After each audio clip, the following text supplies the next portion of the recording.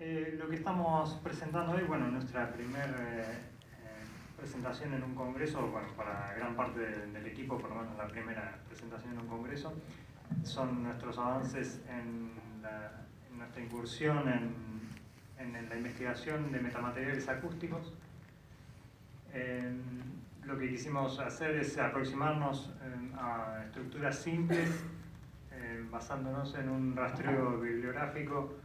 Encontramos antecedentes de Yifan Zhu en el análisis de superficies corrugadas para control de ángulos de reflexiones sin dispersión, un control independiente del ángulo y de la demora de las reflexiones sin dispersión.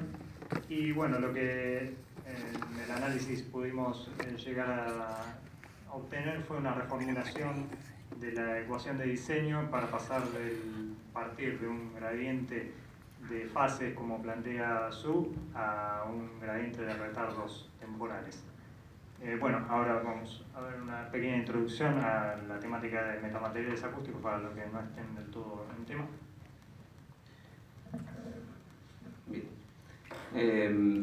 Metamateriales acústicos es un tema novedoso en el campo de investigación acústica que ha llamado bastante la atención en los últimos años. Podemos definirlas brevemente como estructuras artificiales obtenidas por agregación de pequeñas unidades que todas juntas exhiben propiedades inusuales. Por ejemplo, algunas de las que vemos ahí poseen índice de refracción negativa.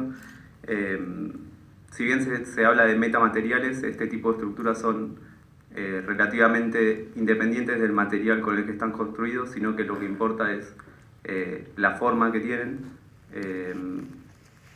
Y como característica general también debemos mencionar que las dimensiones que poseen estas unidades son menores a la longitud de onda. Digamos, lo que vienen a poner en cuestión es que según la teoría clásica acústica, consideramos que un frente de onda que se enfrenta a un objeto o una superficie es afectada por este obstáculo en la medida en que sus dimensiones estén en relación con el tamaño de la longitud de onda de la frecuencia que incide.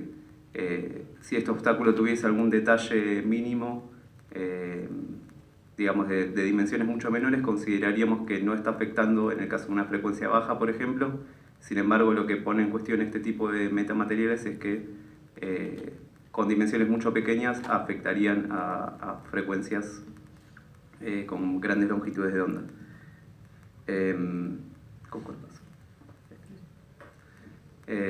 Una de las, digamos, podemos acercarnos al estudio de este tipo de estructuras debido a ciertas innovaciones tecnológicas que en los últimos años lo permiten,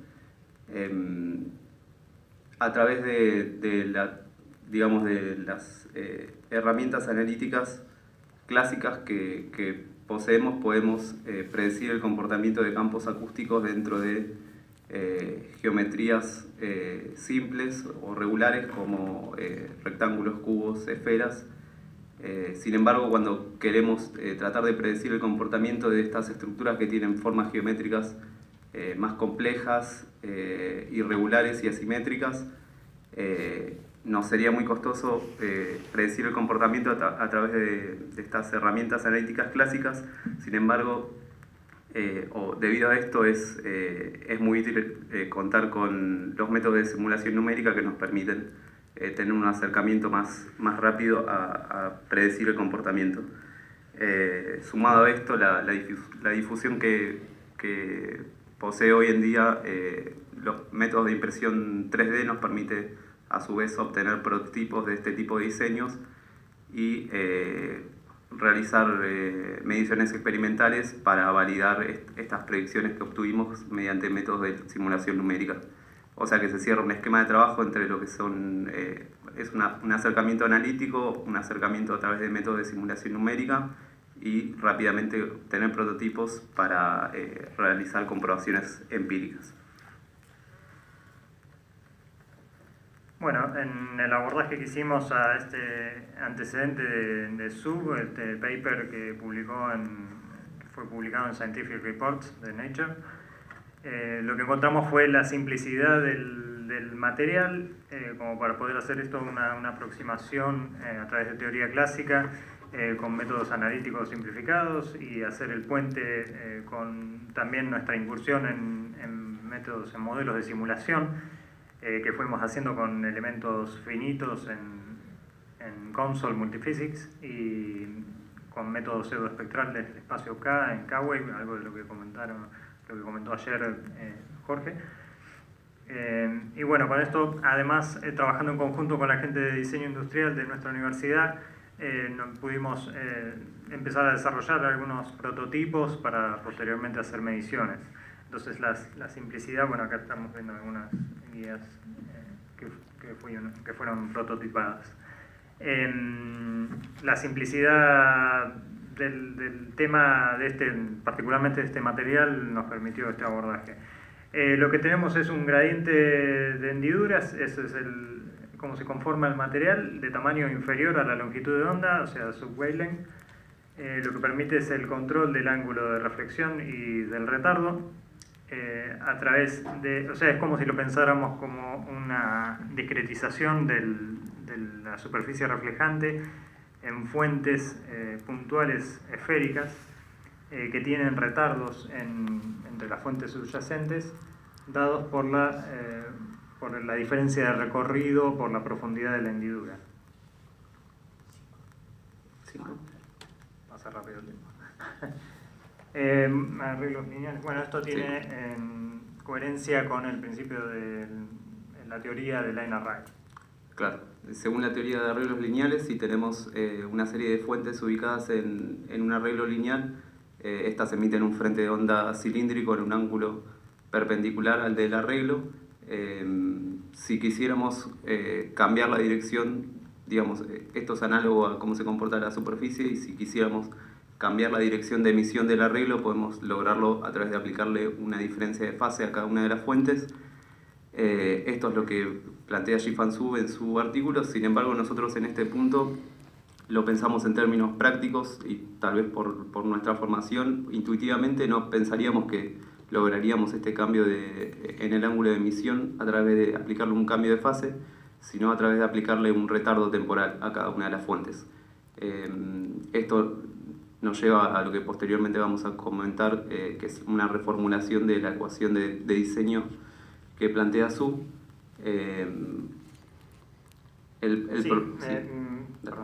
Gran parte del desarrollo de Zhu en su paper tiene que ver con demostrar la no dispersión en las reflexiones, donde vemos que el gradiente de fase tiene que ser proporcional a la frecuencia, tiene que estar relacionado con la frecuencia, tiene que ser proporcional para que no varíe el ángulo de emisión. Lo que vemos allá en la animación es una simulación de un arreglo lineal de emisores.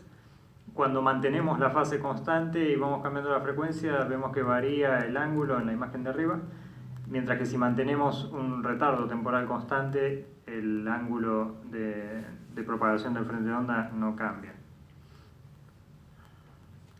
Entonces, la determinación del perfil de profundidad de hendiduras del metamaterial lo define Zhu a partir de una función que integra el gradiente de fases y es proporcional a la longitud de onda. O sea, la limitación que tenemos es como condición de diseño, vamos a necesitar una frecuencia de referencia para determinar el gradiente de fase y el valor de lambda.